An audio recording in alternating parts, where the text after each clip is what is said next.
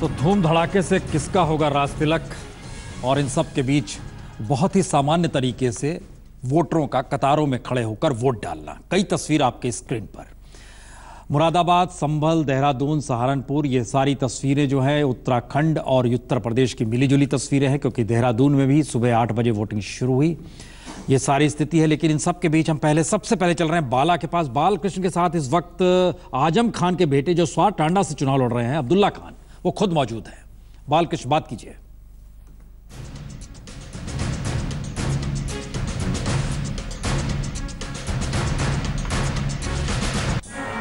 रामपुर के चुनाव में तमाम दूसरे मुद्दों के अलावा खुद आजम खान एक मुद्दा रहते हैं। इस बार आजम खान रामपुर शहर से चुनाव लड़ रहे हैं, तो उनके बेटे अब्दुल्ला आजम बगल की सीट स्वार टांडा से चुनाव लड़ रहे हैं। अब्दुल्ला अभी अपना वोट डालने जा रहे हैं।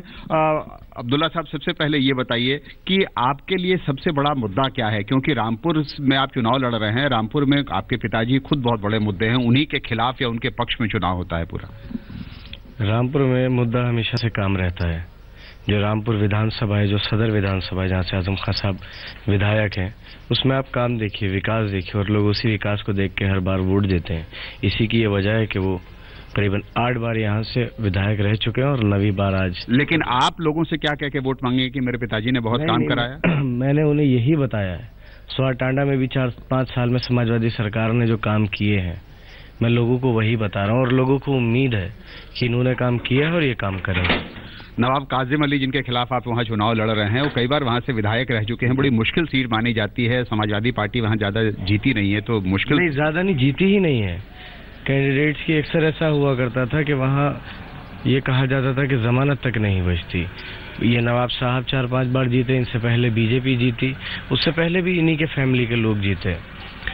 लेकिन फिर मैं वही बात कहता, आपने किसी न किसी को तो कुछ ना कुछ करना ही था, तो मैंने शुरुआत करी, कहीं से तो होती। लेकिन उन्होंने जितनी बर्बादी करनी थी वो कर ली उस इलाके की। आप कह रहे हैं कि वहां से विधायक रहकर उन्होंने बर्बादी की है? तबाही, बर्बादी फिर छोटा अल्फाज है, तबाही की है। लेकिन रामपुर की बात करें, शहरों में देखें तो चुनाव यहाँ पे दिखता तो है कि विकास हुआ है शहरों में, लेकिन गाँव की हालत जो है वो ज्यादा अलग। रामपुर विधानसभा के सारे गाँव देखिए, आपको दिखेगा कि विकास हुआ है। मैं आपको स्वार टांडा का बता रहा हूँ, आप हो सकता है उधर ना गए हों, या आप जाएं तो आप जरूर हालात देखिएगा नवाब साहब के भी। और रामपुर सदर सीट की जहाँ तक बात है, शहर के अलावा यहाँ के गांवों में भी आपको एक अलग ही विकास दिखेगा। लोग कहते हैं कि आजम साहब चलते हैं, गाड़ी आगे चलती है, बुलडोजर पीछे चलता है। उनके पास कोई मुद्दा नहीं है, क्या कहें, और उन्हें भी तो कुछ ना कुछ कहना ही है। काम के बारे में वो कुछ कह नहीं सकते, बिजली, पानी, तालीम, किसी बारे में कुछ नहीं कह सकते। बड़ा दबदबा है। लोग कहते हैं कि डरते हैं लोग आजम खान से, जो उनका विरोध मोहब्बत करते हैं, डरते नहीं है। मोहब्बत करते हैं तभी 8 बार जीतते हैं।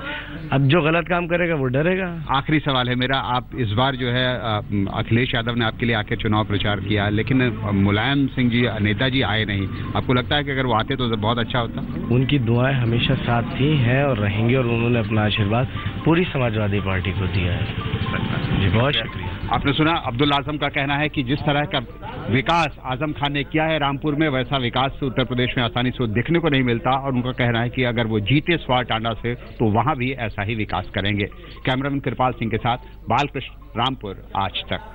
संजय पुगलिया जी, सौम्यता तो है शब्दों में। बिल्कुल, जिस तरह से आजम खान जाने जाते हैं बहुत अच्छा बोलने के लिए, ये अच्छा बोलते हैं, उम्र कम है इनकी, तो माना जाना चाहिए कि he is a bright young boy who would do good. Shekhar ji, भैंस भी जब गुम हो गई थी तो पूरा महकमा लग गया था। आजम खान साहब उत्तर प्रदेश की राजनीति का एक अद्भुत कैरेक्टर है, और मैं उनको बुरा नहीं बता रहा। इस अद्भुत शब्द से लोग थोड़े विश्वसनीय भी जोड़ दें। लेकिन वो अद्भुत है, मैं उनको अद्भुत ही बोलूंगा। उनके बेटे की बातें सुन के मुझे बहुत अच्छा लगा।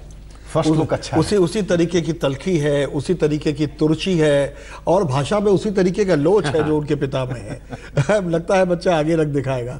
एक बात मुझे बहुत बढ़िया लगी प्रसून, मैं इसमें जरूर शेयर करना चाहूँगा आपसे, व्यूअर्स से। मुलायम सिंह जी जीते जी गांधी जी की स्थिति को प्राप्त हो गए।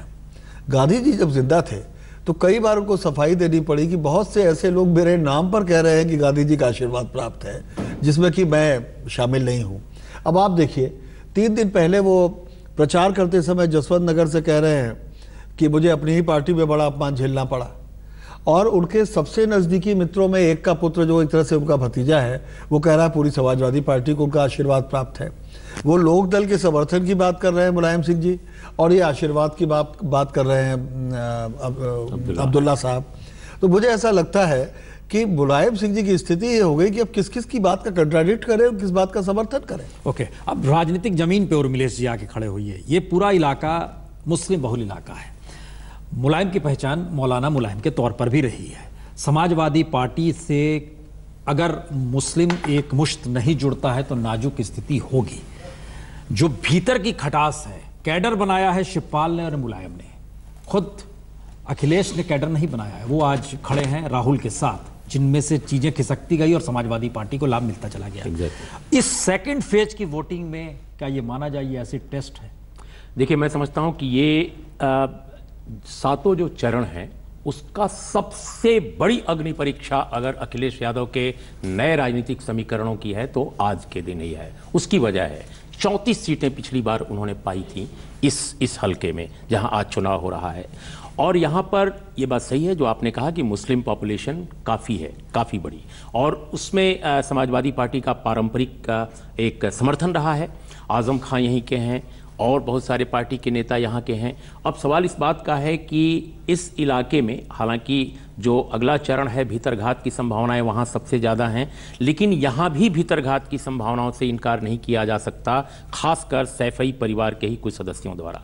अगर अखिलेश यादव इस भीतरघात को भी संभाल लेते हैं और अपने राजनीतिक समीकरण, सामाजिक समीकरणों को भी वो बिठा कर रखते हैं पहले की तरह और सफलता पा लेते हैं, तब तो उत्तर प्रदेश की लड़ाई उनके लिए आसान होगी। वरना उत्तर प्रदेश की लड़ाई उनके लिए वाकई डिफिकल्ट होने जा रही है, क्योंकि अगले 2 चरण बेहद चुनौती भरे हैं। ये सबसे सहज उनका चरण है, सबसे बेहतरीन फेवरेबल फेज है। यहां अगर मुस्लिम वोटों में बंटवारा होता है तो अखिलेश यादव के लिए यह चुनाव बहुत महंगा पड़ेगा।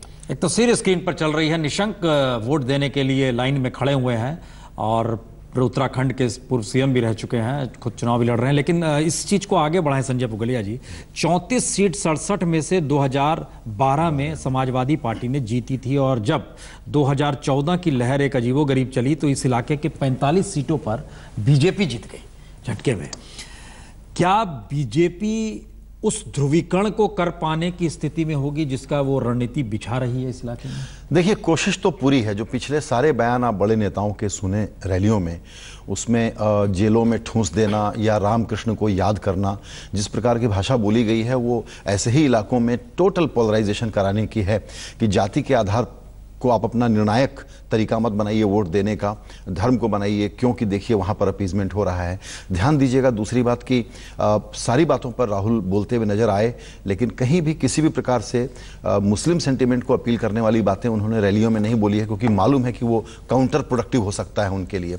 लेकिन अंदर खाने ध्रुवीकरण की कोशिश इलाके में ज़्यादा है। एक मोटा गणित है जो आंकड़ों से पता चलता है कि जहाँ बहुत ज़्यादा आबादी होती है वहाँ पोलराइजेशन हो जाता है, मुसलमान जहाँ ज़्यादा होते हैं। जहाँ कम है वहाँ भी हो जाता है, लेकिन जहाँ 20, 30, 40% वाला होता है वहाँ बड़ी मुश्किल होती है। तो दोनों बहुत संभाल के चल रहे हैं। और शशि शेखर जी ने जिस बात का इशारा किया मैं उसको उठाना चाहूँगा कि कहीं ऐसा तो नहीं है कि अखिलेश को लगा कि एंटी इनकम्बेंसी तो है ही, तो पूरा खेल डिफ्लेक्ट कर दो और हम सब लोग सुर्खियों में अखिलेश और सपा और कांग्रेस के अलायंस को ओवर एस्टिमेट करने लग गए। ये इलाका बता रहा है, बीजेपी की नई कमेंट्री बता रही है।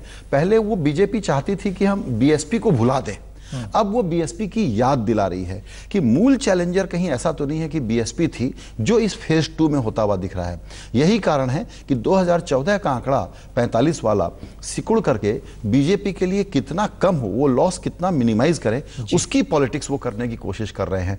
और जो हम लोगों को मीडिया में और शहरों में सपा और कांग्रेस का जो डंका बजता हुआ दिख रहा था, वो ये फेज 2 और फेज 1 का सेकेंड हाफ, जैसा आपने कहा, वो ये इंगित करता है शायद कि एक तरफ ओवर एस्टिमेशन और एक तरफ अंडर एस्टिमेशन के शिकार तो हम नहीं हो गए हैं कहीं। तो हम सब लोगों को शायद अपनी राय को एक बार रिविजिट करने की जरूरत है। हमको लगता है इसमें एक चीज और, नहीं शशिकर जी आप ही से पूछ रहे हैं, लेकिन एक सवाल और है। जब ये हम लोग पॉलिटिकल पार्टीज का जिक्र कर रहे हैं तो हम इसके उल्टा क्यों ना देखें कि जो मुस्लिम वोटर है उससे ये महसूस हो गया कि अगर खुद को बटा हुआ दिखला दो, एक तरफ समाजवादी पार्टी और कांग्रेस, दूसरी तरफ बीएसपी है, तो वोटों का ध्रुवीकरण नहीं होगा, क्योंकि बड़ी तलखी आई है सत्ता को लेकर, दिल्ली की सत्ता को लेकर मुस्लिमों में? मैं असल में जो आपके फील्ड में रिपोर्टर्स हैं उनसे एक बात जानना चाहता था। मैंने अपने लोगों को भी अभी SMS किया है। धुर वेस्टर्न यूपी में एक चीज़ देखने में आई थी और हमने स्क्रीन पर भी उसको देखा था, कुछ चीज़ें आपने दिखाई भी नहीं थी, जिसमें कि ये था कि वोकल होकर लोग एक पार्टी के लिए वोट दे रहे थे और सुबह 7 बजे से उनकी लंबी लाइनें लग गई थी। उनका रिएक्शन हुआ दूसरे पक्ष में। ऐसा हो सकता है क्योंकि 70% लोग अभी भी उम्मीद मानी जाती है कि उस तबके के एक खास अलायंस के साथ है और जिन्होंने पिछली बार भी उनको वोट किया था, और उसी में सेंध लगाने के लिए अमित शाह ने BSP को अपना नंबर 1 राइवल बताना शुरू किया है ताकि उस तबके में एक कंफ्यूजन की स्थिति क्रिएट हो। आप बिल्कुल सही कह रहे हैं। कल रात से जिस तरीके के व्हाट्सएप चल रहे हैं, उन व्हाट्सएप में यही था कि भाई डिवाइड मत हो जाना, डिवाइड मत हो जाना, ज़्यादा वोकल मत होना, ज़्यादा लाउड मत होना, एक तरह की एडवाइजरी चल रही थी। तो अब आज ये देखना बहुत मौजूद होगा कि इस समय भीड़ें कहाँ हैं, क्योंकि बरेली में जहाँ पर वो आपका संवाददाता खड़ा हुआ था, वो मुझे नहीं लगता कि उस तबके के लोगों की कॉन्स्टिट्यूएंसी थी। तो एक बार अगर हम उसको गौर करेंगे तो अभी वोटिंग का ट्रेंड स्पष्ट कर देगा कि क्या 1 बजे से पहले और बाद वाला फिनोमिना बनना है या पिछले चुनाव वाला फिनोमिना ज्यादा समझदारी से सामने आना है। एक बात और स्पष्ट कर दूं, भीड़ सबकी रैलियों में हो रही है। लखीमपुर खीरी में अमित शाह की रैली में जितनी भीड़ हुई वो कल्पनातीत थी। अखिलेश यादव की जो रैलियों में भीड़ हो रही है उसमें हर जाति के युवा जुड़ रहे हैं और वो इंटरेक्टिव है उससे। मोदी की रैलियों में तो भीड़ होती ही होती है और मायावती की रैलियों की भीड़ बहुत साफ दिखती है।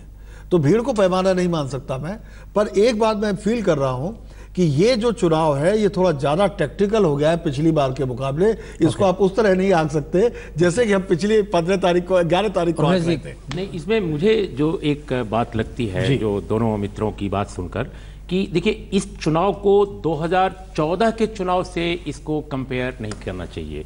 अच्छा, ये 2012 का भी बिल्कुल हूबहू ऐसा चुनाव नहीं है, लेकिन 2014 तो हरगिज नहीं है। सांप्रदायिक ध्रुवीकरण की बात मैंने बहुत खोजबीन की कि क्या उसके 2014 को हमको लगता है मापदंड नहीं बना एग्जैक्टली उसके तंतु हैं क्या।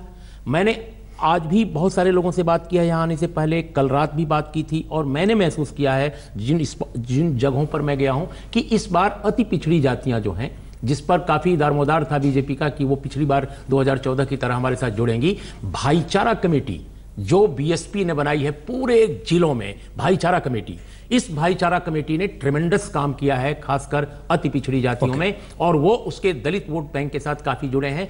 एक और बात हुई है जो पहले कभी नहीं थी, मुलायम लालू की राजनीति में ये चीज दिखती नहीं थी। मुलायम सिंह और लालू यादव से अलग अखिलेश यादव ने इस चुनाव में यादवों के से भी ज्यादा लोकप्रियता अपर कास्ट के और मध्यवर्ती उन जातियों के जो थोड़ी पढ़ी लिखी समझदार हैं उनके युवाओं में हासिल किया है। जैसे आमतौर पे पहले भूमिहार, ब्राह्मण, राजपूत, श्रीवास्तव, बनिया, इन जातियों के जो युवा होते थे वो एग्रेसिवली लालू मुलायम टाइप पॉलिटिक्स या उस मॉडल को अपोज करते थे। तमाम कद्दावर नेता भी वोट डालने निकले हैं, उसमें निशंक भी देहरादून में पहुंचे, उनके परिवार के सदस्य भी पहुंचे। सुप्रिया हमारी संवाददाता वहीं पर मौजूद। सुप्रिया, उनके परिवार वालों से बातचीत। हमारे साथ इस समय रमेश पोखरियाल निशंक जो कि पूर्व उत्तराखंड के मुख्यमंत्री रहे, उनकी दोनों बेटियां हैं विदुषी और अनुदुषी, और विदुषी जो है वो सबसे पहली बार आज वोट डालने आई, न्यू वोटर हैं। आप पहली बार वोट डालने आए हैं, कैसी फीलिंग है? और मतलब कि जैसे आप अपने पिताजी के साथ आई हैं यहाँ वोट डालने के लिए, तो कितना एक्साइटमेंट था आज सुबह से कि वोट डालने जाना है? ये मेरा पहली बार है कि मैं वोट डालने आई हूँ एंड बहुत एक्साइटमेंट था। मैं दिल्ली से आई हूँ स्पेशली वोट डालने यहाँ पे, तो सुबह से ही काफ़ी एक्साइटमेंट था कि सबसे पहले जाना है, पापा के साथ जाकर के वोट देना है, तो I am looking forward for it. Issue कौन कौन से है जिसको देख के आपको लगता है कि ये मुद्दे लेके ही लोगों को वोट करेंगे? मुद्दे बताइएगा। देखिए जो है ये एक मौका है जब परिवर्तन लाया जा सकता है, और जैसे कि हम सबको पता है कि 5 साल में जो है ये राज्य बहुत पीछे जा चुका है, बहुत पिछड़ चुका है।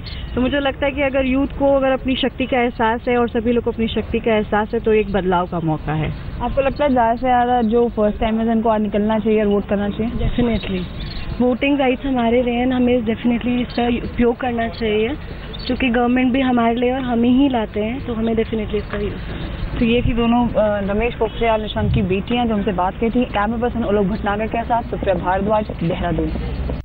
उधर कनखल में बाबा रामदेव वोट डालने चंद मिनटों बाद पहुंचेंगे।